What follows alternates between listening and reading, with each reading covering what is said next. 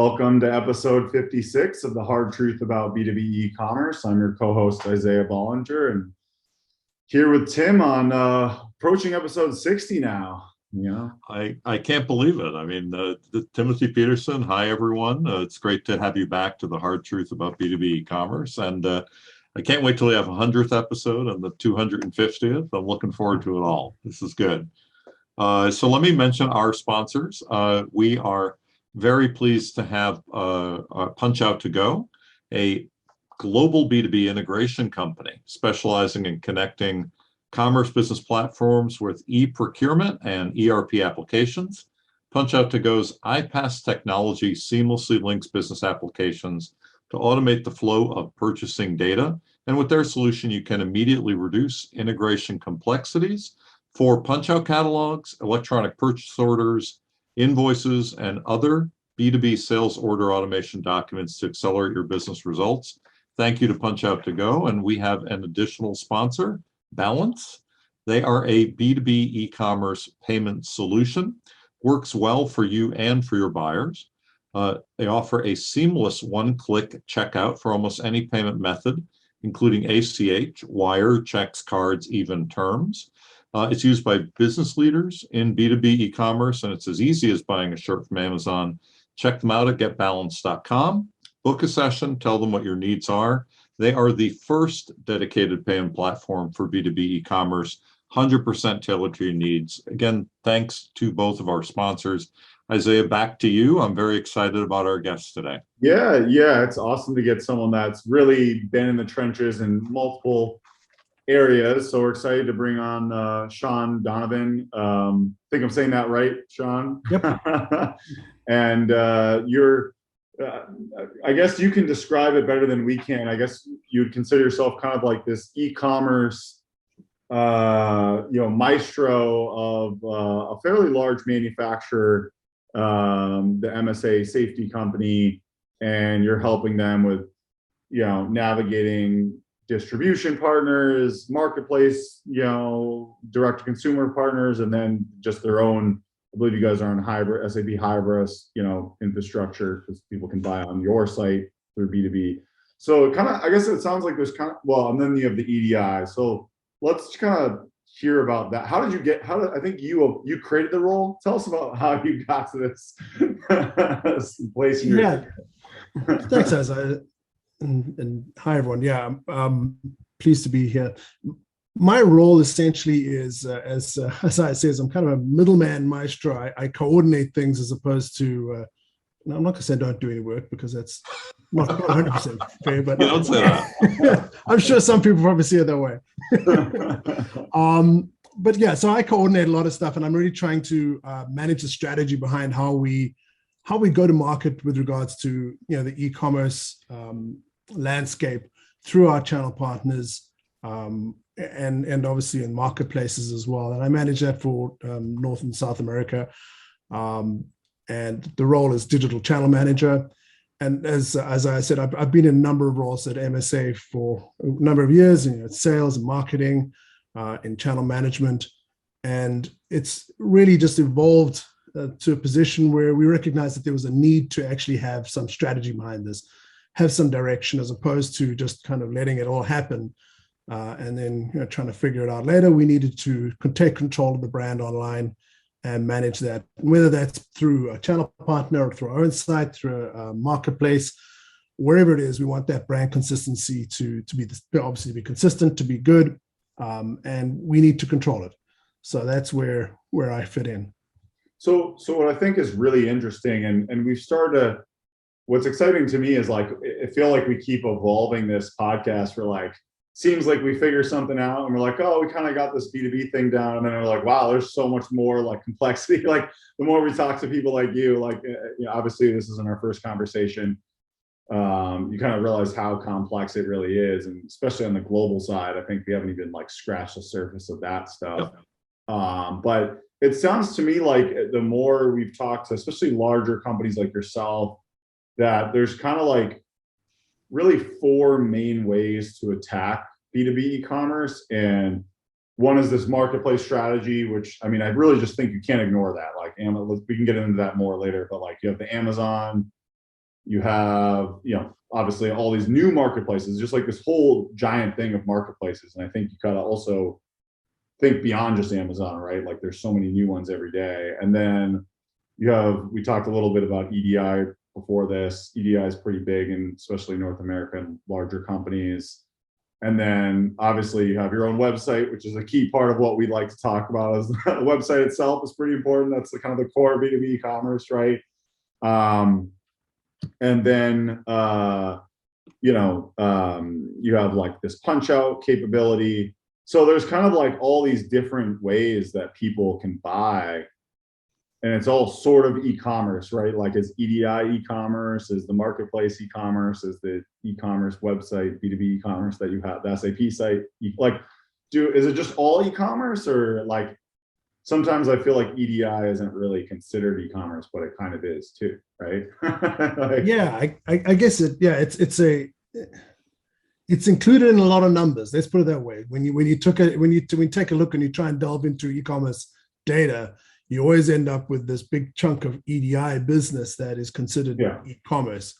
So you can't really exclude it, but at the same time, EDI has developed over many years. It's nothing new. It's nothing as near as nascent in the industry as what we'll call modern e-commerce, so to speak. I think you've got to include it, but at the same time, it's probably not what we're all focused on. And let's be honest, the technology's there, it's established, it does its thing, it does it very, very well. I think what we're obviously more focused on is PDPs and how do we do those get all that the content out there, how do you get that consistent. That's where we're really trying to drive the e-commerce market per se. EDI is kind of the backbone that just happens as a net result of that. Let's talk about that. So EDI is kind of this backbone. It's there, people use it, you can't really ignore it. But the real growth and opportunity is, like you said, is getting content out to businesses in more of a consumer-like fashion on the marketplaces or on your own website.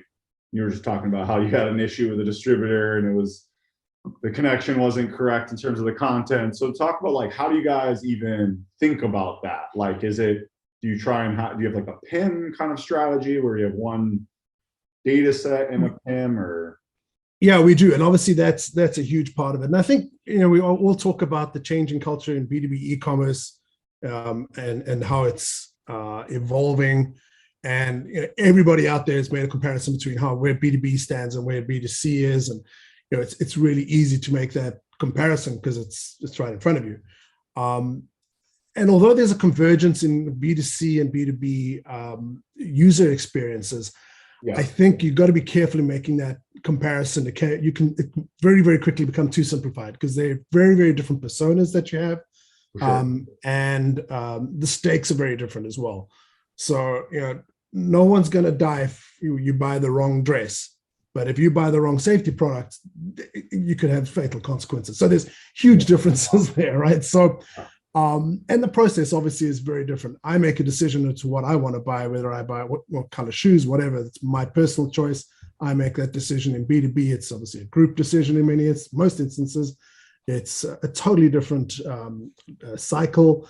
So there is a number of differences. And I think B2B e-commerce is evolving in its own right, and it's got its own story, and it's going to have its own history and own feel and look. Similar user experience, but very different underneath that.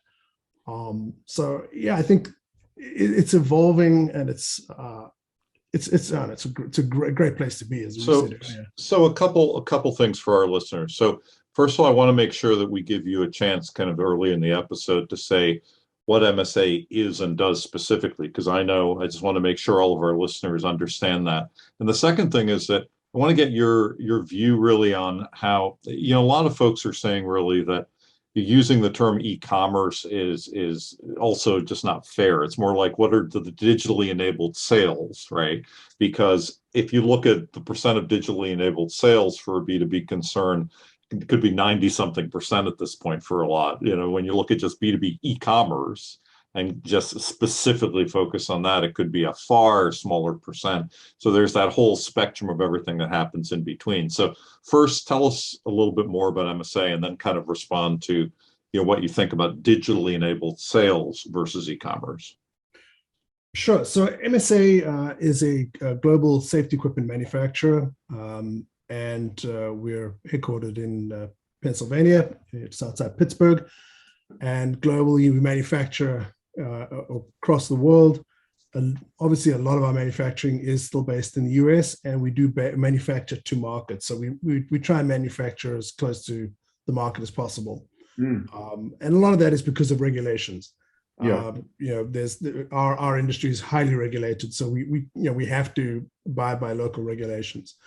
So it makes sense, therefore, to manufacture closer to the market because it's specific the regulation to that country. So, with regards to the evolution of the sales, should we call it?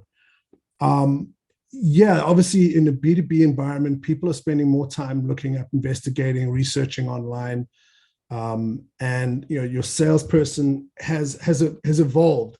They're no longer the ones having to provide that information for people. People can already source that themselves. So at the point where they now start to interact with the salesperson, they've already got an understanding of what it is they want, what it is you can provide, and there's a different need there. It's no longer just an education. It's now a how do I assist you? How do I make your life better by going with our product? How do we add value into it? And I think a lot of it, I'll keep coming back to the value. I view everything in the value you provide. And it's just a change in the way that value is being presented and offered. In the past, the value of a salesperson was 100 years ago, he was the person that actually bought you the idea, the concept. You would walk into your office or whatever it was and say, here's this thing. And you go, my goodness, I've never seen that before. That's no longer the value. The value now is, how do you use this thing? How can it improve my life? How can it make my costs go down? How can it improve my safety records? There's a totally different value, and everyone adds value. So e-commerce, what is the value, and how much value can you provide through that? How much value can you provide through a product display page? How much value does a channel partner add into it? What are the services they can offer? What is the life to market, the speed to market that they can offer in terms of the distribution capabilities? Mm-hmm. It's all about the value. It's all about what the value is in the chain. And the evolution of e-commerce has just added an alternative value into the whole mix. So commerce is the same. At the end of the day, people are buying things and selling things, and that's a given. And it just, the value of those is just shifting. I think you bring up a really good point where it's like the value of a salesperson, and I think there's still a huge role for salespeople. It's just a little different, right? I think I tell our customers, I just had a sales call yesterday, I was like, your salespeople should be upselling and account management and really, I think salespeople need to become consultants. Like I almost don't even like the word sales in B2B anymore. It's like you need to become a consultant. Like you said, well, how do you use this? Why? Like all this value that's hard to figure out if you're just looking at a website for 5 minutes, right? And then the website or digitally enabled sales can make it so the purchase process is easy. I can purchase online on Amazon or your guys' own website easily. Like that doesn't need to go on top, exclusively through the sales rep, but I need the sales rep to tell me how to get the right mix of products, or you see where I'm going with this? Like they need kind of like this consulting service basically. Otherwise, then it might as well just be a basic commodity that I buy without a salesperson, right? Right. I mean, the world's a complex place, and the sales function is taking a complex situation and making it easy for me. Exactly. As a buyer, especially in the industrial side, as a buyer, I don't understand all the differences between these things. I really don't want to spend the time and effort finding out about every single regulation. I don't want to have to understand all these things because I got 1,000 other things to buy at my plant. Your product is just one of them. Yeah, it's probably not their core business, right? It's just a piece of something that goes into their core business. Right. They don't need to know about all these crazy safety regulations. Yeah. So, and that's the role. It's taking complex situations and making them simple, and simplifying a buyer's life and adding value into the whole process. So yeah, I think there's absolutely a role for salespeople, whatever you want to call them. It's just evolved, and it's a great evolution, because in my mind it actually makes it more interesting for them, because they're no longer having to start every conversation from scratch. They're actually they can feel like they're really generating something, and not just walking around with a book and dumping it on someone's desk and saying, here's my products, and starting off the conversation there, right? You already know that. By the time I walk through the door, often as a sales guy, the guy's already spent, I don't know how many hours looking at the product, understanding it. Now he just has a bunch of questions and needs that final touch to guide him down the right road. And it's understanding people. It brings it really back to that, core of listening and understanding customers, and really working with them to solve a solution, to solve a problem and provide a solution.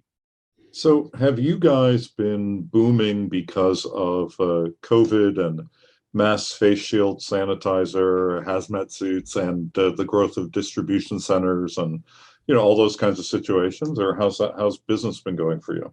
So part of our business is respirators. We do manufacture respirators, and that obviously saw a dramatic increase last year. At the same time, a lot of business is on construction or industrials places for protection, head protection, and that obviously didn't see the same increase as respirators did last year. Yeah, so it was a mixed bag. Overall, we've done really well, and overall, I think we've come through it exceedingly well. We sell a diverse bunch of products into diverse markets as well. So we also, a lot of our products is fire service related, which is municipally controlled and managed and funded and government funded. So that's that side continued to do well, but it was a mixed bag on the industrial side. Mm-hmm. So tell us about the purchasing behavior of your guys' customers. Like, it sounds like it's a huge range, right? Like, your customer could be a Grainger, which is a multi-billion-dollar company. So I'm assuming they spend a lot of money with you guys over the course of a year. It's probably super complex. And I think you said that's probably more of like an EDI type thing. But then you have people that might buy on Amazon. It could be like a company like us that buys two things and it's not really very significant. And then maybe you have some kind of in-between stuff where they spend a decent amount of money on your websites, kind of in between levels. And I think you talked about South America being more and more like that. Sounds like there's just a huge range. So how do you guys kind of like think about that, right? There is a huge range, and it's actually really interesting. So as we've become more globalized, as the world has become flattened in some respect, certainly with the supply chains, which have just got tentacles all over the world. You kind of think along e-commerce is the same lines. You kind of think, oh, well, it's pretty much the same everywhere. What it isn't. It's amazing how different it is in different markets. Yeah. South America's got a very different way to do things, and there's different constraints. There's different logistic constraints. There's different technological constraints. Mm-hmm. There's all sorts of other constraints in different parts of the world. And so e-commerce is certainly not equal across the world. It is different everywhere. And that really just also goes to how your customers want to buy from you. So how do they want to transact? And I think that's the way I look at it. No matter what market I'm in, is where do they want to buy from us, and how do they want to buy from us, and how do they want to transact? I think having a single solution to all of that is not doing yourself or your customer any favors. You really have to just delve into it. And so in different markets, in different places, we're going to go with different strategies and look at the best way to solve the problem. Can you give us an example of that? I know you probably can't tell all your business secrets, but is there an example of that you can tell publicly, or maybe So I think, looking at marketplaces, for instance, certainly Amazon business in the US is incredibly large. I mean, their $25 billion worth of annual sales that they do is predominantly in the US. That certainly doesn't spread across the world. So having a single Amazon strategy and think that's going to solve your problems globally is not going to work. There are other marketplaces in South America, Mercado Libre, for instance, which is obviously much stronger and has a far better presence in Brazil. So, look at that marketplace. And then there's also kind of, as marketplaces evolve, there's more focused and specialty marketplaces in North America than there are in other places. So again, you kind of got to look at that and keep your ear to the ground and understand that. And then, as I mentioned earlier, in South America, where we don't have as much EDI type transactions, a lot of it is more through our e-commerce website for our channel partners. It's just different. It's different throughout the world, and you've got to really understand how your customers, whether they're channel partners or whether they're end users, want to buy, and focus on that and listen to them and try to make it as seamless and flow through as possible. Gotcha. No, that makes a lot of sense. So has there been any, I mean, I guess probably what a lot of people want to hear is like, what about the risks of these marketplaces? Like, do you feel like the company has been kind of like, all right, we're just going to go all in and sell in these marketplaces? Or is there like a protection strategy of like, hey, we're only going to sell, we're not going to give everything away on the marketplaces because we still want people to have some direct access to us? Has that come up in strategy conversations at the company? Or so I think as a rule, my philosophy is, go with the stream, go with the river, and don't try and guide it too much. Paddle and go with the current. If that's where your customers are wanting to buy, you probably need to figure a way of doing that with the least amount of obstacles as possible. So marketplaces, our marketplace strategy is, yes, we want to be involved in the marketplaces. I believe the marketplaces are, an incredibly powerful force in commerce. I think it's probably the most dramatic shift we've seen in commerce type, or the way commerce is operated over the past couple of 100 years. I mean, it's a great concept. So do you just leave that alone and let it flow and let it do its thing, and see what comes out of it? I think that's a very risky strategy, and I think that you need to own it as a brand, especially. If you want to control your brand and you want to have some sort of brand presence, you need to own that strategy. You got to decide what that is. Whether 1P is tough, or industrial business companies like us operating 1P with Amazon, they operate in a very sophisticated retail type model that isn't the way we've traditionally done business with our channel partners. So it's hard. That's a little bit tough for us to deal with. To do a 3P model with Amazon is equally as hard, because now we've got to do things that as a manufacturer we've never done before either. So there's risks and challenges on both sides. And the other way is to let somebody else do it. Well, then you've got the challenges of leaving your brand destiny to somebody else, and controlling that. So there's pitfalls in no matter which way you look. But you gotta look and say, okay, well, first of all, I have to do something. I can't just sit back and let it happen. Marketplaces are going to be a force.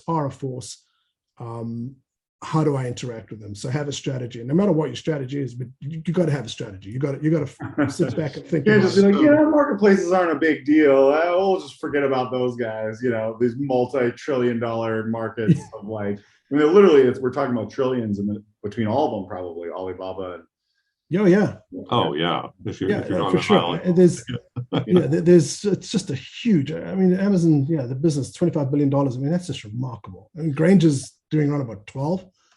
I mean, yeah, if you look at So the numbers, Amazon is not too far off from catching up to Walmart. I mean, Amazon's going to be bigger than Walmart sales soon, like in maybe a few years, right? Like it seemed like crazy. Walmart was kind of so big in the revenue, and like if I just looked, they're like not that far off. So, yeah. So a couple other things connected to what you were just saying. So one is, like going where the customers are and doing what the customers want. So what do you think of community building and social media for B2B? Because it seems like a very hot area for a lot of folks that we've talked to and I've talked to personally. I think it is. I think there's a lot to be said for that. Again, it's that education. It's getting the brand out there. It's that brand awareness.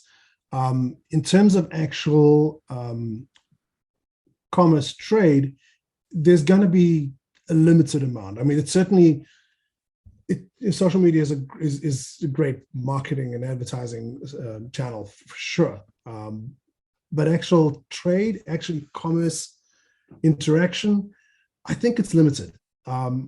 There's some there for sure, and depending on what your products are and how how they can cross over into the B2C world, there's certainly going to be some traction. But you're not going to have sophisticated buying operations through that. You're not going to be having group purchase decisions made through social media. So I think there's certainly some limitations on that from our perspective, and I'm purely talking from ours. I think it really is company dependent. I think it totally depends on. Yeah, I mean, what and I've even seen, product dependent. Like there's some products I could say I could probably do fairly well with of our product line. Yeah, what I've seen, and again, you may not be doing this, is live stream selling. Really the evolution of that, and also really social selling that through events, trade events, trade shows that are online or a combination of online, offline. So there's more of that that's happening in the last few years, especially, I think also because of COVID again. It's like, it spurred people to do these things that they may not have really thought about before. So we'll see where it goes. But and I agree with those. Those are certainly, I agree with that. I think there's definitely value in that, especially live stream events. Mm-hmm. There's, that those are great audiences and wonderful opportunities to market to. So, yeah. I think social still, like, it's still an undervalued B2B, just brand awareness tool. Maybe, like you said, maybe the large complex or even smaller complex orders aren't going to probably go through the channel itself, but they might find you guys on LinkedIn. And that's how I found you, right? I found you on LinkedIn. I think someone posted about B2B people and you were in the list. And I was like, oh, great. Like, it's so hard to find anyone to get on a podcast that talks about this stuff. So I think from like and now, and I didn't know your company, now I know your company, right? So I think there's like a huge brand awareness opportunity for B2B companies on social media that often, some of them don't do anything, like smaller companies are, Huge miss. No, that's a huge miss. I agree. I think there's a massive potential there, and it's the way people are consuming content now. It's the way people are consuming everything. I kind of surprised myself the amount of things I kind of thought about it the other day. The amount of things I've actually bought through social media. It's like, wow, that's it's great targeted advertising, great, and they've got me down to they've got my persona perfect.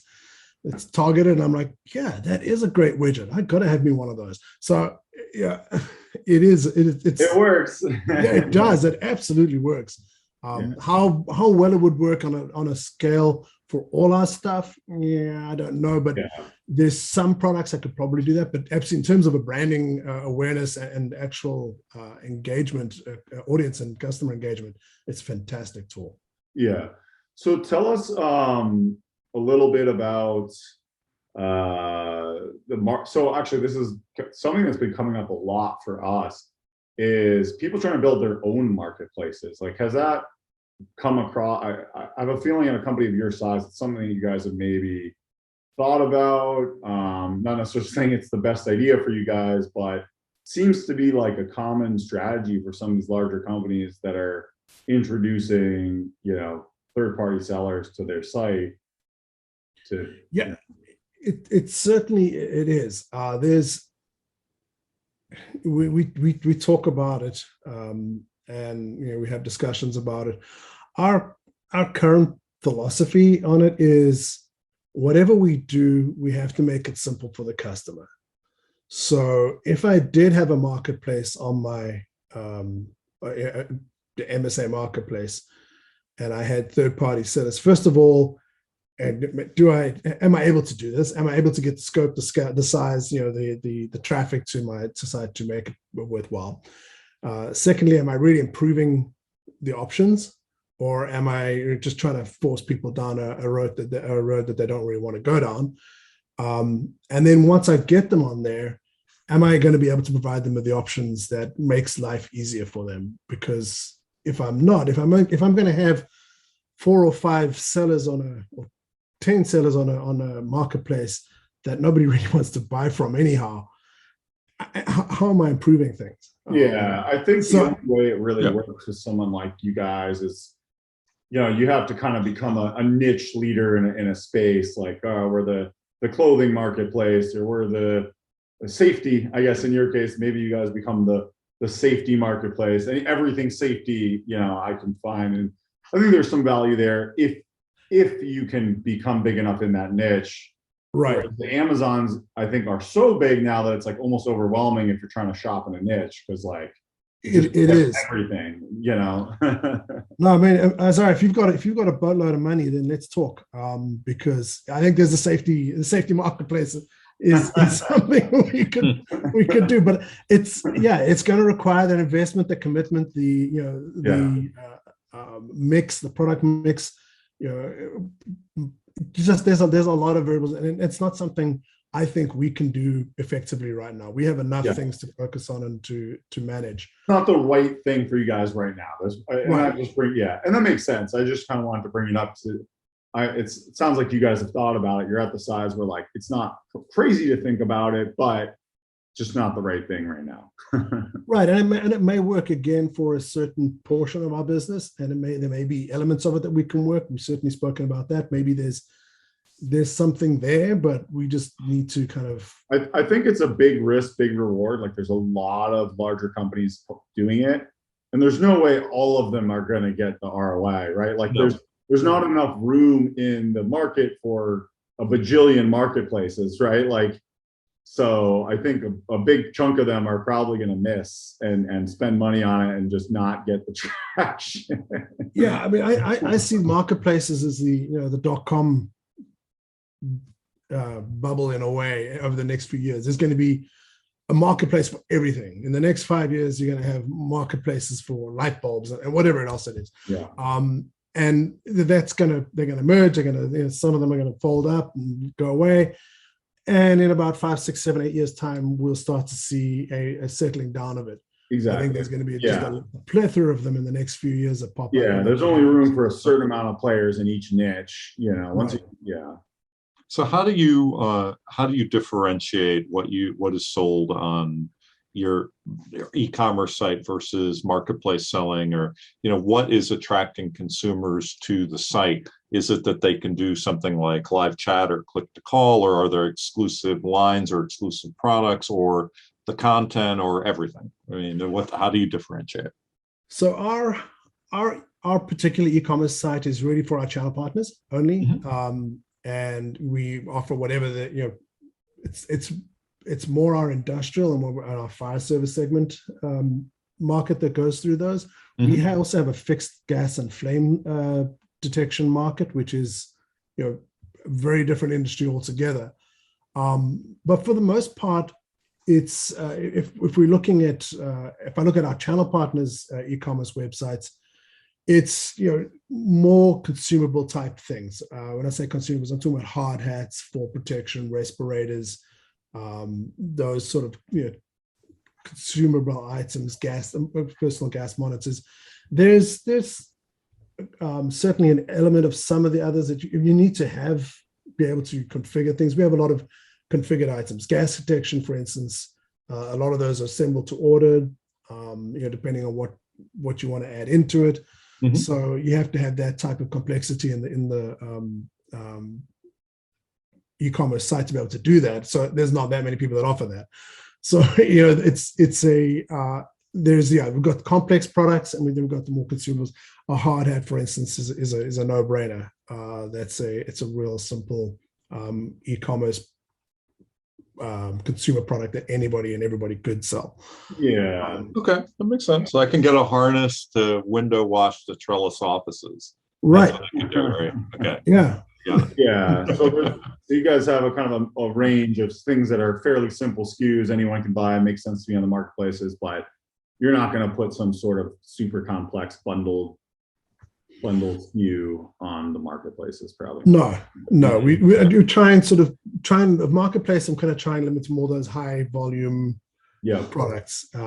It just makes sense, and it's not complex. It's not something. It's gas detection. If it sits in inventory too long, it goes bad, right? It's only got a shelf life.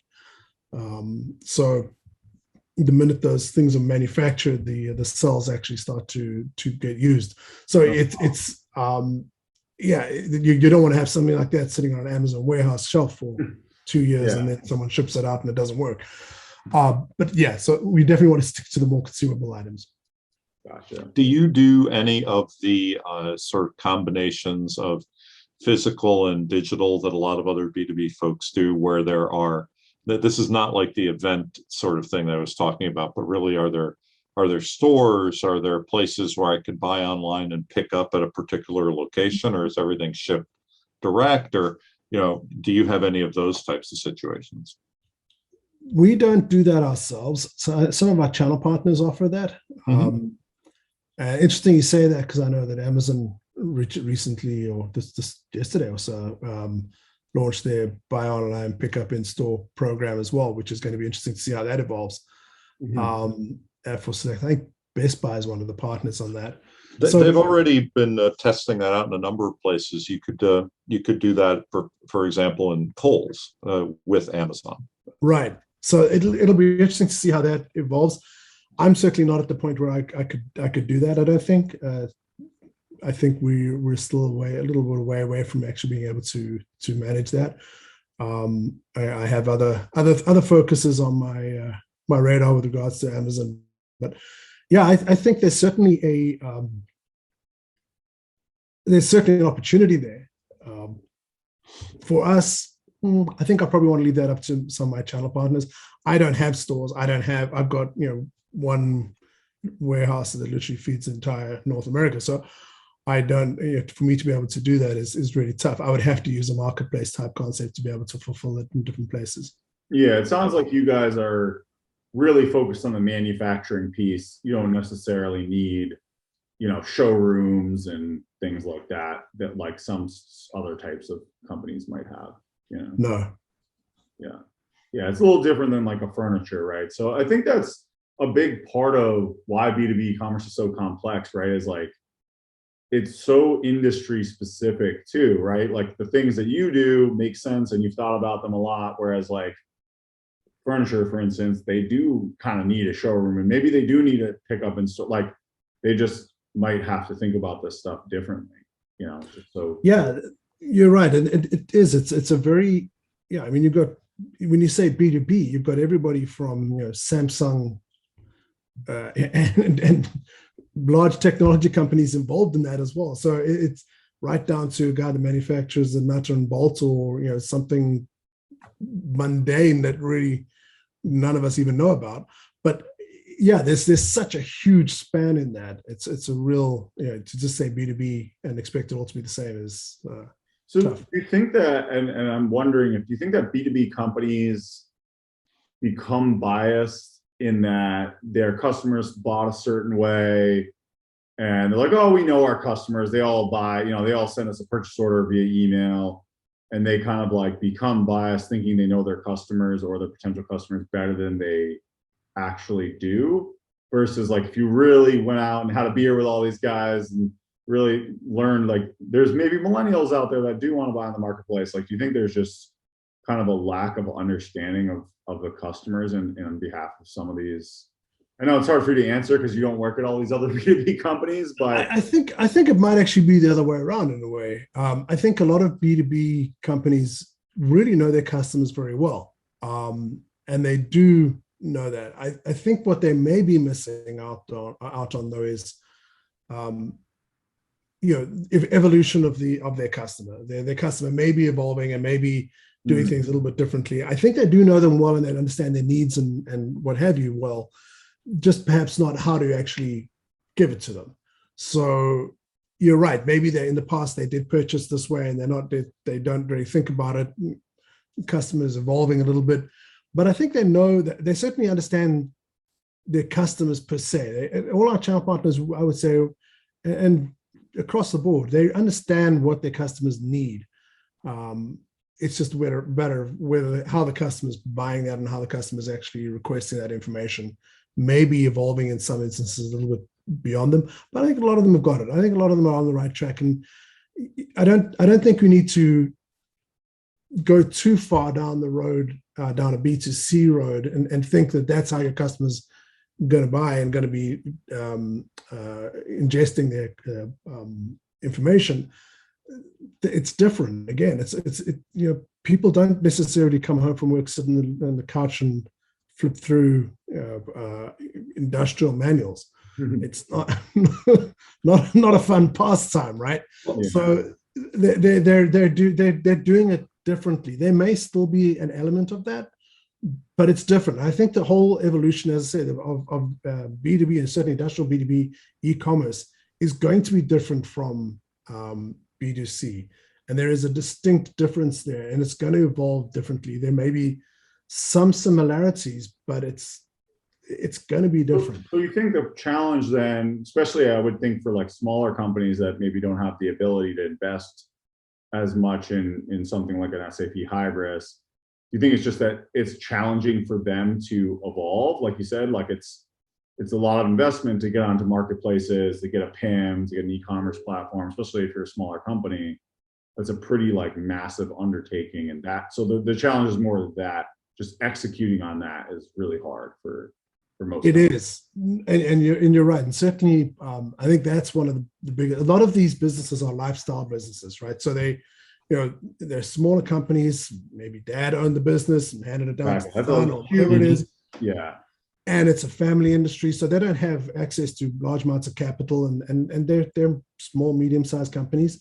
So yeah, it's a challenge for them. It's not so much that they don't want to; it's just that's hard. So I guess that's part of my role, is how do I make this easy for them? So how can I provide the content for them to make it successful?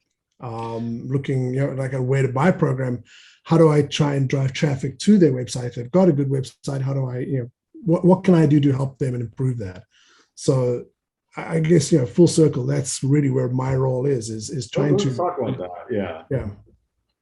Oh yeah, I was just gonna interject on one thing that you had also just said here for a second. So a lot of the talking about B2B versus B2C again, which is always on people's minds, and how they evolve differently. And I think that's a really great way of putting it. They're not the same, although there's a lot of overlap in expectations and tech and whatever. But one of the things that I've been seeing is I work with a lot of entrepreneurs, a lot of startups, trying to figure out how to go from steps, A to B to C. For example, a young fashion brand, a fashion accessory brand that's making leather goods. And these are people who are either getting things manufactured or trying to manufacture themselves, right? Understand that whole process. A healthy snack business is now doing quite well, a vitamin and supplement business. And I think a lot of the shock for people in those businesses is that it's not like B2C, and they're initially disappointed in that, right? They're like, well, wait a minute, why isn't this easier? Why do I have to do this? Who are these people? Why am I looking through? What's EDI? Like now they got to figure out what is EDI. Why do I have this thing? And they resign themselves to having to do it, and then they're happy when things get easier over time or they get experts involved. But that's kind of a weird gap, right? In a way, it's like they're coming in and they're, want to be these people who are participating in the world, and they're like, hey, what is this stuff? What am I doing? Right. Yeah. I think we're all consumers. It's easy to think like a consumer because we're all consumers. Mm-hmm. And it's the B2C is I'm not gonna say it's easier. It's just different. Yeah, it's easier to relate to, perhaps, in many respects. And the B2B is a little bit harder to relate to and understand your customer because we don't do that. Right? I don't sit in an office and buy products for a living. So how do I identify with somebody that does? Yeah. But how do I identify with somebody that buys shoes? That's easy. I buy shoes. I can identify with that person. So it just makes it that much tougher. And the whole business cycle, understanding that, the guy that's making this decision to purchase your product is probably never going to use it. In fact, 9 times out of 10 is never going to use it in his life. He's never going to put it on. He doesn't even care about it. And yet he's the guy making the decision. Or it's a group decision. It's like, how do I deal with this now? Because I'm used, as a consumer, I don't wander around the house and ask my kid, hey, do you think I should have these shoes? Or my wife, do you think I should have these shoes? What do you think? You just don't do that, right? It's not a by consensus. So how can you help? And what advice do you have for these distributors trying to evolve? I mean, I think someone like a Grainger took on digital pretty early on. They're pretty far ahead in B2B commerce, probably compared to most distributors. But as a manufacturer, and you look at your distributors, and some are Grainger, and I can imagine some are like barely have a functioning e-commerce website, right? Like, I guess give us that spectrum. Like, what does that look like, and how do you try and help those guys that are like just trying to figure out the basics? Or I think the thing is, try and remember what you're trying to do, and don't go down the simple path and think, okay, I can put up a Shopify website and I'll be good. That's not what your customers want. Always listen and try and remember, what are they going to ask you for? As you said, you're going to have some sort of EDI or some form of punch out to go type system. You're going to have to, like our sponsor, got to plug them. I'm saying. Exactly. I'll take my royalty check, please. And balance payments, so they can have B2B payments, right? There you go. You've got to look at that side. It's not just a case of putting up a nice website and expecting that just to happen. And I think a lot of small distributors have made that mistake. And you've got to be realistic about it and say, this is what, if I'm going to do this, what's going to add the value for my customer? Having an e-commerce website when he's already happy placing orders with me via whatever other system he's got, why is he now going to want to come and do this through an e-commerce website? It's not easy for him. You're not helping him. So I would say that's the key to it. It's just remember what you got to do, and you're better off investing in those than wasting your money just trying to be So you really have to have a thoughtful website. You can't just throw up a website, otherwise you're just wasting money. It needs to be like, okay, we're going to build this experience because people call in and ask for their order tracking, so we're going to make it easier for them to go online and see their orders, right? Like, you see where I'm going? Like, you're actually solving a specific problem that maybe that is good for them. Maybe, and I think that's where people miss the mark, because they think B2B commerce has to be like everything in this super robust experience, but like just building some of the pieces really, really well might be better than trying to do everything, if especially if you're smaller and you can only afford a little bit, right? Like, right. And just going back to the making life simple, if I'm a buyer and I have to buy from 100 different manufacturers, giving me a login to your website so that I can now track my orders doesn't necessarily make my life any easier. So I might not want to do that. So you've gone and invested in this whole process, and your audience is saying, you know what, you didn't really help me, but you just wasted money. And then you're going to try and keep forcing them to do that. So you're going to know your buyer. So in some cases, that's not helpful, right? It probably depends on what you're selling, right? Right. It certainly depends, and really understand your customers and how do they want to buy from you? How do they want to transact? As I said, we have far more EDI in North America than we do in South America. And that's how a lot of our large channel partners, even medium-sized channel partners, want to transact with us. That's the way to do it. If we not said, we don't want to invest in that, we'd rather just you go have a punch-out system and there's our e-commerce site, that's just going to frustrate them. They want to have that EDI flow of order confirmation, everything just happen seamlessly in the background. and they already know what they're going to buy. They don't have to go through our website and click on things and try and do that. That's work. You've actually just made their lives more complicated. Yeah. So Sean, when you were 18 years old and somebody asked you to fill out a survey what your career would be, what was the answer back then? If someone asked me today, I still wouldn't be able to fill it out. That's a good answer. That's a good answer. I like that. I don't think I've ever really known. I just do. I am. I love that question though. Somebody asked me again, and I was like, guys, e-commerce didn't exist when I was 18. It's like, that's what the world's like, right? It's certainly not. I mean, it's so awesome to be part of this and to be part of an evolving market, and just to see it all unfold and the different various, as I said before, what we're talking about today, we could have another podcast in a year's time and it'd be totally different. For sure. And maybe we're talking about our marketplaces are terrible things and all sorts of it's changing, it's evolving, and it's great. It's wonderful to see it. Yeah, that makes sense. Yeah, I agree. I mean, I'll leave you with this. I mean, I think some stuff like augmented reality and 3D visualizations for an industry like you is coming in a year. I think that could be a big thing for you guys, right? Like, so, I guess, could you give us your thoughts on what, I mean, like you said, it's so hard to predict, but what do you see coming down the road that you guys are like, all right, this is, we got to put our effort into this, like the marketplaces or EDI or whatever kind of future things? For now, I would say you're right. The AR and VR is certainly something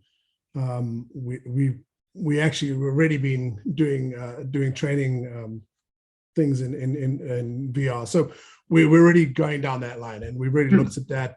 There's a lot of potential there for sure, especially with more sophisticated products in terms of training, and, utilizing things.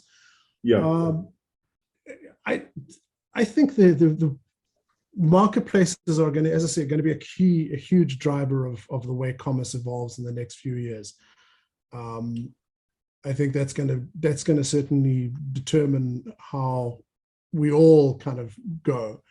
And there's e-commerce is obviously just going to continue to drive and grow. But I think it's the evolution as a whole. Again, it's evolution of everything. It's not one particular part of it. They're all going to evolve in different speeds. And there's probably some guy sitting in a basement somewhere right now working on something that is going to blow our socks off in the next 6 months, and going to totally change everything. And that's I think the key thing is really to just be adaptable and flexible.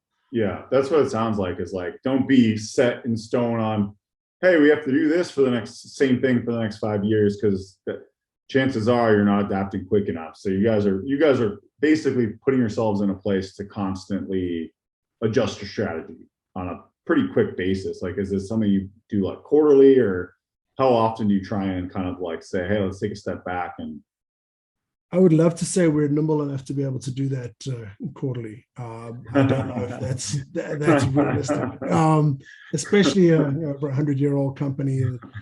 Not that means we're not nimble. I think we just I think it's also in the nature of our industry. Industrial B2B is certainly not fast-moving, nimble, but we still have to be adaptable and look at it. I would say yearly. I'm certainly looking at it and saying, okay, what's the next evolution on this on an annual basis? I think quarterly we wouldn't be able to adapt quick enough. And makes sense. It probably have pretty long product life cycles in your industry, so that makes sense. It's long buying cycles. Yeah, I mean, you talk up to a couple of years buying cycles, if not more. So yeah, it can. Some of our products have very short ones, and some of them have medium, and some of them have very long ones. Fixed gas and flame detection type stuff is being put. You're building that when they're designing the building. Sure. That's a couple of years before thing even gets put in. So yeah, wow. There's a. Those are big decisions. Yeah. Well, this was amazing. I know, Tim, I think you gotta drop off, but we'll have to have you back on, like you said, in a year when you've rethought the whole strategy and it's a whole new thing. Let's bring you back on. I think we should. This has been a great episode, and thanks to you, Sean Donovan from MSA, and thanks to all our listeners for another great episode here. Thank you very much. Thank you very much for having me. Yeah, thank you, Sean.